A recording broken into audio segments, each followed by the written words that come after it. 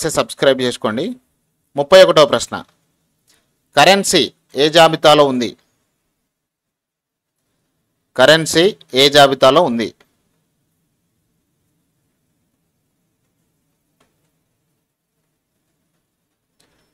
Option 2 కేంద్ర జాబితా. 32వ ప్రశ్న, నీతి ఆయోగ్ ఏర్పడిన సంవత్సరం? నీతి ఆయోగ్ ఏర్పడిన సంవత్సరం. Very good answer. 2015 జనవరి 1. 33వ ప్రశ్న, 2014లో జనవరి 16న 2014లో జరిగిన 16వ లోక్సభ ఎన్నికల్లో మొత్తం ఓటర్లు 2014లో జరిగిన 16వ లోక్సభ ఎన్నికల్లో మొత్తం ఓటర్లు ఎంతమంది?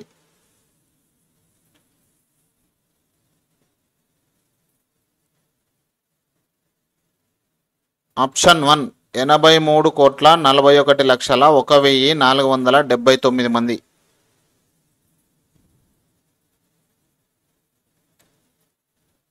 34వ ప్రశ్న, 1952 మొదటి లోక్సభకు సంబంధించి స్వతంత్రులు గెలిచిన స్థానాలు ఎంత? 1952 మొదటి లోక్సభకు సంబంధించి స్వతంత్రులు గెలిచిన స్థానాలు ఎన్ని? Very good answer. 41. Option 2 is the right answer. 35వ ప్రశ్న, కింది వాటిలో సరికానిది ఏది?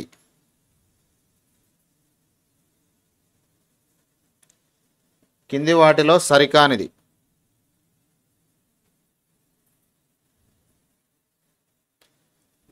Very good answer. ఆప్షన్ 4 మంత్రి మండలి 4 రకాలు.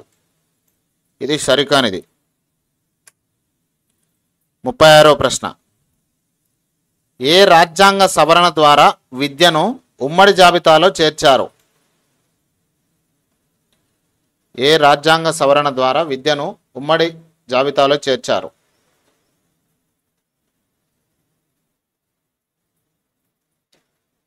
ఆప్షన్ 1 425. 425వ సవరణ ద్వారా విద్యను ఉమ్మడి జాబితాలో చేర్చడం జరిగింది. 37వ ప్రశ్న,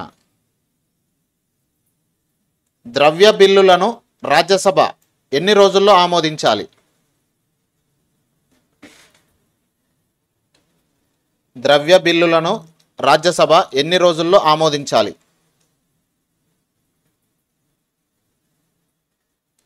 option 3 is the right answer. 14 రోజులు.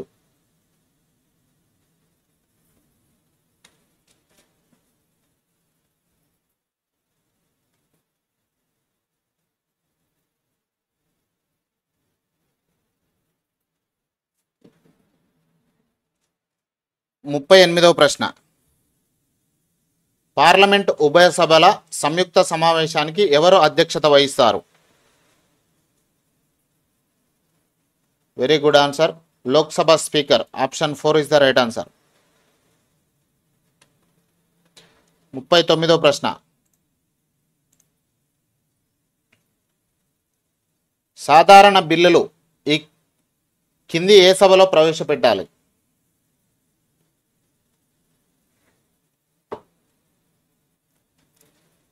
సాధారణ బిల్లులు కింది ఏ సభలో ప్రవేశపెట్టాలి? 39వ దానికి సరైన సమాధానాన్ని కామెంట్ రూపంలో తెలియజేయండి. Very good answer. ఏ సభలోనైనా ప్రవేశపెట్టవచ్చు. 40వ ప్రశ్న, ఐక్యరాజ్య సమితి విశ్వవ్యాప్త మానవ హక్కుల ప్రకటనను ఎప్పుడు జారీ చేసింది? ఐక్యరాజ్య సమితి విశ్వవ్యాప్త మానవ హక్కుల ప్రకటనను ఎప్పుడు జారీ చేసింది?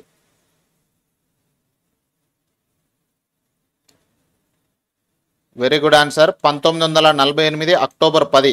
Option 2 is the